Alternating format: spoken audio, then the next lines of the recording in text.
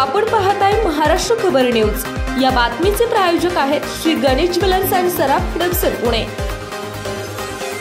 पुण्यातील जुन्नर तालुक्यातून धक्कादायक घटना समोर आली आहे। जुन्नर तालुक्यात अनैतिक संबंधातून एका व्यक्तीला गाडीखाली चिरडल्याचा प्रकार समोर आला। मात्र यामध्ये अपघात दाखवण्याचा प्रयत्न करण्यात आला आहे। पुणे नाशिक महामार्गालगत एका हॉटेल समोर ही घटना घडली।